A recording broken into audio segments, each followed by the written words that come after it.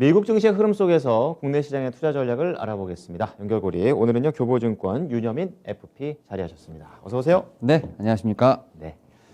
자, 첫 번째 연결고리 주제부터 보겠습니다. 공개해 주시죠. 나이키 메타버스에 올라타다 스포츠 행사 가상 세계에서 구현하는 것을 목표로 한다라는 내용이네요. 자, 메타버스 이제 좀 더 영역이 넓어져 가고 있는 상황인데 나이키에서 나왔네요. 예, 일단 나이키 실적 일단 먼저 좀 말씀을 네. 드릴게요. 지금 2분기 이제 9월부터 11월까지 좀 실적이 발표가 됐는데 확실히 이제 오프라인 쪽이다 보니까 네. 일단은 실적에 대한 부분 좀 우려가 좀 있었습니다. 그쵸. 그런 부분이 있었는데 이제 뭐 지난해 같은 기간보다 1% 좀 증가를 했습니다. 일단은 좀 컨센서스보다 약간 상회하는 실적이 좀 나왔고 네. 그래서 113억 달러 정도 지금 매출이 나왔고 사실 애널리스트가 112억 달러 정도 예상을 했는데 약간 일단 늘었네요. 약간 나왔고 이제 순이익 같은 경우도 이제 조금 몰랐습니다. 이제 사실 근데 왜 좀 걱정이 많았냐면 좀 중국에서 거기 판매량이 크죠. 나이키 약간 불매 운동에 대한 부분이 있어서 예. 한 20% 정도 사실 급감은 했어요, 매출이. 2분기 급감했는데 그 부분을 이제 미국이 거의 커버를 해줬습니다. 미국의 지금 시장이 지금 상당히 제일 큰데 네. 일단 미국은 어쨌든 저쨌든 위드 코로나로 가고 있는 그렇죠. 상황이죠. 그러니까 뭐 지금 바이든 대통령이 3차까지 맞아라. 그럼 우리는 해피 크리스마스를 맞이할 수 있을 것이다. 약간 그렇죠. 이렇게 하기 때문에 네. 북미 매출이 한 12% 정도 늘었고 그다음에 유럽, 중동, 그다음에 아프리카까지도 그 이제 정도군요. 6% 정도 증가를 하면서 네. 좀 중화권의 매출을 좀 확실하게 좀 메웠다라고 좀 얘기가 될 수 있을 것 같고 그다음에 좀 이제 증가율은 살짝 좀 줄었지만 이제 어떻게 보면 약간 매출에 대한 지역도 분포도가 약간 좀 넓어지는 경향이 있고 중국의 의존도가 떨어졌다는 얘기죠. 네, 그리고 이제 분명히 이제 나이키 하면 신발에 대한 네, 그렇죠. 이게 제일 가장 크지 않습니까? 근데 이제 이게 약간은 좀 디지털 쪽으로 이동하려는 모습이 약간 보였다라는 측면에서 봤을 때 네. 이번 어떤 실적도 실적이지만 좀 의미 있는 결과들이 계속 나오고 있는데 사실 나이키가 최근에 이 NFT라든지 메타버스 가상 관련된 쪽으로 약간 발표를 몇 번 했었어요. 그러니까 네. 뭐 일단은 한 일주일에서 열흘 정도 전에 지금 RTFKT라는 회사 지금 이제 NFT를 좀 이용해서 상품의 저작권을 부여하고 이를 좀 가상화폐로 사고 파는 이제 회사죠. 솔직히 설립된 지 1년밖에 안 되는데 스타트업이네요. 거의. 네, 이 회사를 좀 인수를 했죠. 메타버스와 좀 어떤 특화된 기업이라고 볼 수 있을 것 같은 이 회사가 사실은 이제 그 NFT 운동화 세 종을 좀 선보였는데 네. 이게 지금 세 종을 선보였는데 이게 지금 621켤레 정도 됐는데 이걸로 한 37억을 벌었다고 합니다. 600켤레 정도로 해서. 그러니까 가상 세계에서 운동화를 그러니까 그 딱 그 하나만 있는 그 운동화를 네. 파는데 그 정도의 수익을 냈다. 네, 근데 그게 7분 만에 완판됐다고 합니다. 621켤레가 7분 만에 완판됐고 네. 그게 우리나라 돈으로 37억 수익을 냈는데 그러니까 이 회사를 좀 인수를 하면서 네. 결국 이제 디지털로도 이제 그렇죠. 플로우가 가는 거죠. 네네. 그러니까 이제 오프라인에서 잘 팔리고 있지만 이제 우리는 온오프라인을 다 하겠다라는 이제 얘기를 하는 거고 예, 예. 사실 이제 이 회사를 인수하기 전에 최근에 이제 메타버스 쪽에 대한 부분에서 10월 달에 이제 그 메타버스용 신발 의류 특허권 7건을 좀 출원을 했습니다. 그리고 뭐 지난달에는 나이키 랜드를 좀 발표했는데 네. 이게 이제 로블록스랑 좀 협업을 하면서 가상 세계군요. 가상 세계에서 이제 신발과 의류를 이제 아바타에게 꾸밀 수 있게끔. 그래서 그게 나이키 랜드라는 이제 이렇게 해서 온라인 매출이 그거군요. 네.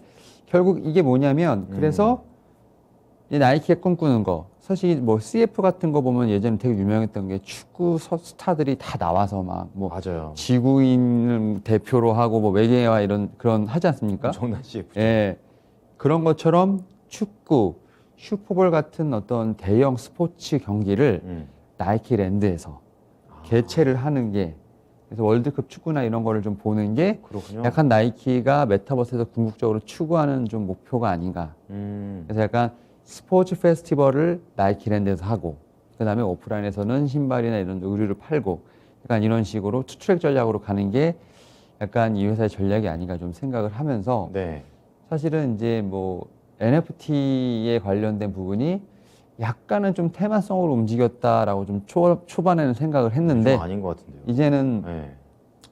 뭐 나이키까지 정도 뛰어들 정도면 제가 볼 때는 충분히 이제 이런 좀 엄중하지만 이제 바이러스 상황에서도 충분히 이제 어떻게 보면 가상 세계에서 매출을 올릴 수 있는 지금 구조로 지금 변화하고 있다라는 측면에서 봤을 때 네. 저는 이제 이런 나이키가 결국은 그런 메타버스라든지 NFT를 좀 구현하기 위해서 네. 분명히 관련 회사들과 또다시 협업을 하지 않을까. 그렇겠죠. 뭐 로블록스부터 시작해서 그러면 결국 이제 이 회사도 뭐 의류라든지 이런 쪽과 관련된 뿐만 아니라 다른 쪽으로의 어떤 사업의 확장이 좀 이루어지지 않을까 좀 생각을 하면서 결국은 이제 약간 산업변의 약간 크로스오버가 좀 일어나는 부분이 아닌가라는 생각을 좀 하고 있어요. 플랫폼 회사 같기도 하고. 네, 그래서 나중에 좀 그런 식으로 밸류에이션이 좀 업되지 않을까라는 생각을 좀 하면서 그렇군요. 사실 나이키가 뭐 있죠 어떤 이제 중국이라든지 뭐 이런 좀 불매 운동 혹은 이제 이런 오프라인에서 어떤 매장 관련된 부분, 그러니까 이런 부분이 아니라 이제는 좀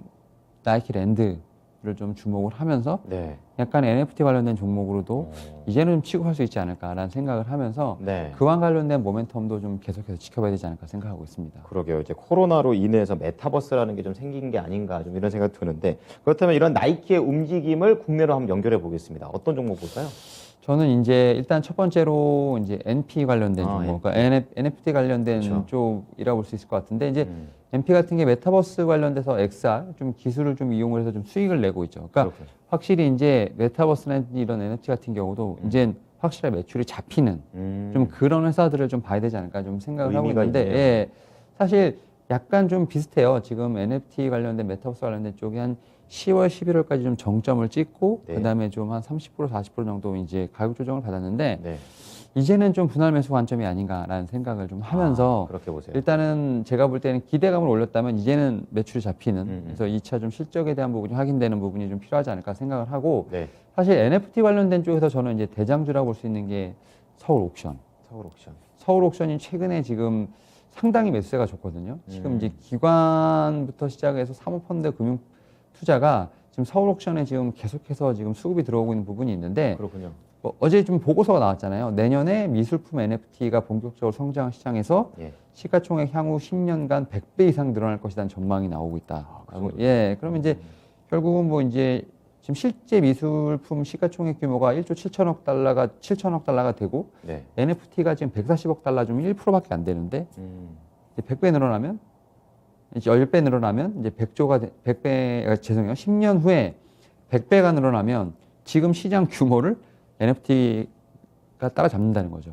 아, 그런 계산이군요. 그렇죠. 그러니까 예. 지금 미술 규모가 1조 7천억. 예. 근데 지금 현재 NFT 미술은 140억 달러. 근데 10년 후에 100배가 되면 1조 4천억 달러. 그러니까 거의 비슷해지는 거죠. 그러니까 현실 세계랑 거의 비슷한 수준까지 따라온다는 네. 거죠. 근데 예. 지금 서울 옥션이 뭐 두나무나 이제 NFT 사업을 좀 제휴를 하고 있는 부분이 있기 때문에 네. 서울 옥션 쪽에서 분명히 이런 NFT 미술이 좀 커지게 되면 좀 직접적인 수혜가 되지 않을까 생각하면서 NFT 관련된 어떤 미술 쪽으로는 좀 탑픽이 아닐까 생각을 하면서 서울 옥션도 좀 지속적으로 관찰해야 되지 않을까 생각하고 있습니다. 네, 아무래도 뭐 NFT는 희소성이라는 그런 키워드를 갖고 있기 때문에 미술품에도 또 많이 적용이 되는 것으로 보입니다. 자, NP와 서울 옥션이었고요. 이제 두 번째 연결고리 주제 보겠습니다. 공개해 주시죠. 자, 첫 번째가 이제 메타버스 NFT였다면 이번에는 제너럴 일렉트릭입니다. 에너지 사업을 강화한다. 이게 뭐 친환경입니까? 어떤 에너지입니까? 그러니까 이제 제너럴 일렉트릭이 사실은 딱 생각해 보면 회사가 한 3개 정도 있어요. 항공, 네, 그다음에 우리나라에서 가장 이제 좀 친숙한 건 헬스케어, 그죠. 그다음에 이제 에너지가 있는데 사실 CEO가 이제는 좀 그러니까 G가 어떻게 보면 상당히 거대 기업으로 좀 성장을 하다 보니까 네, 사실 그 이면에 좀 부채도 많고 좀 이런 부분 때문에 약간 정리를 하려고 하는 것 같아요. 그래서 약간 통제가 확실하게 효율적으로 안 된다는 거죠. 네, 그래서 이 3가지를 좀 오늘부터 좀 분할 계획을 하고 있고 11월에 지금 확실히 이제 분할하겠다고 발표를 했었어요. 네. 그래갖고 이제 2023년까지는 이제 헬스케어 부분을 좀 어느 정도 정리하고 24년부터는 이제 재생에너지라든지 전력 디지털 사업을 좀 포함해서 에너지 부분을 좀 분리를 하고 네. 그 다음에 분할 작업이 좀 어느 정도 마치게 되면 이제 G는 항공 사업만 하는 걸로. 아, 약간 좀 전문성을 키워가는 네, 거군요. 그래서 헬스케어는 한 20% 정도 그 지분만 소유를 하고 이런 식으로 해서 좀 항공, 에너지, 그 다음에 이제 헬스케어 네. 이 부분을 확실히 좀 분할하겠다라고 좀 얘기가 나오고 있는데 네. 다만 이제 최근에 미국도 그렇고 글로벌적으로 이제 탈탄소 운송이라든지 그다음에 친환경적으로. 좀 신재생 관련된 부분이 있다 맞아요. 보니까 지금 GE 같은 경우도 관련돼서 지금 신재생 쪽으로 좀 많은 좀 드라이브가 걸리고 있다라고 좀 말씀드릴 수 있을 것 같고, 예. 일단 뭐 주거용 태양광 인버터 시장에 좀 진출합니다. 네. 그래서 호주라든지 브라질에서 좀 두각을 보인 인버터 기술을 지금 미국 주거용 태양광에 좀 침입할 것으로 보이고 있고, 네. 그 다음에 또 청정에너지 분야 강화를 위해서 소프트 기업이죠. 옵터스 원 솔루션스 에너지를 또 인수를 하면서 관련돼서 지금 또 에너지 계획 실행과 관련된 소프트웨어를 좀 어느 정도 포함할 것으로 보이고 있고, 또 특히 이제 또 일본의 히다치와 함께 캐나다 최초로 이제 MSR 소형 모듈화 원전. 아, 일본에서 계속 얘기하던 거요? 네, 그러니까 친환경 관련된 이제 사업을 하기 위한 좀 영역을 좀 확장하고 있다. 하드웨어, 소프트웨어 다 건들고 있네요. 그러니까 태양광도 하고, 네. 그다음에 에너지 계획도 하고 있고, 아하. 소형 모듈 원전 소형도 하고 있기 때문에 네. 일단은 GE 같은 경우는 분할 계획을 좀 발표를 했고, 하지만 지금 현재 상황에서 봤을 때는 에너지 쪽에 좀 상당히 포커스를 맞추고 있다라는 네. 좀 측면으로 보시면 될 것 같아요. 그렇군요. 그렇다면 이제 에너지 관련해서는 우리나라도 뭐 원전이라든지 친환경과 관련된 종목들이 이제 서로 이렇게 있는데 어떤 종목들을 주로 봐야 되는가요? 일단 태양광 얘기가 나오면 보통 이제 좀 보시는 종목들이 좀 어느 정도 있는데, 정해져 있죠. 예, 저는 오늘 좀 다른 종목, 유니테스트라는 종목을 좀 가지고 왔는데, 왜 그런가요? 유니테스트가 이제 반도체 검사 장비 생산 업체라고 볼 수 있을 것 그렇죠. 같은데, 예. 이 회사가 페롭스카이트에서 태양광도 사업을 하고 있습니다. 그래서 태양광 쪽으로 해서 사실은 이제 2분기부터 한 150억 정도 매출이 나오면서 네. 사실 이제 태양광 쪽으로 좀 어떻게 보면 숨은 종목이 아닐까 좀 생각을 하면서, 그렇군요. 사실 지금 뭐 좀 어느 정도 한 10% 정도 이상 정고점 대비해서 좀 10에서 15% 정도 조정을 받았지만, 네. 제가 볼 때는 흐름이 가장 좀 태양광 업체 중에 좋지 않나 좀 생각을 하고 있고, 음. 그다음에 원전 같은 경우는 이제 대장주가 이제 제가 볼 때는 한전기술, 어. 한전기술이 아닐까 좀 생각을 하는데, 한전은 사실 약간 좀 이제 정책과 좀 연관돼 있다 보니까, 그렇죠.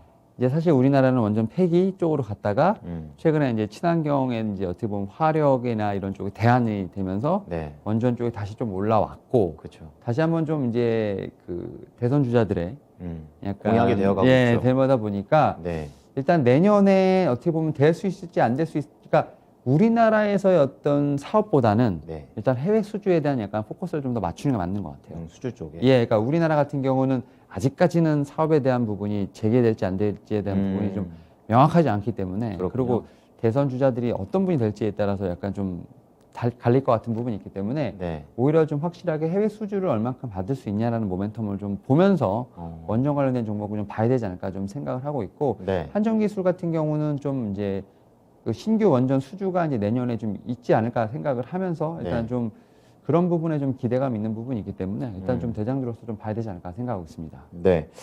자, 한전기술 어쨌든 원전 쪽에서는 긍정적으로 보시지만 이제 앞에서는 이제 우선 수주 쪽에 좀 더 포인트를 맞춰서 이제 앞으로에 대한 불확실성을 같이 좀 가져가 보자 이렇게 말씀을 해주셨습니다.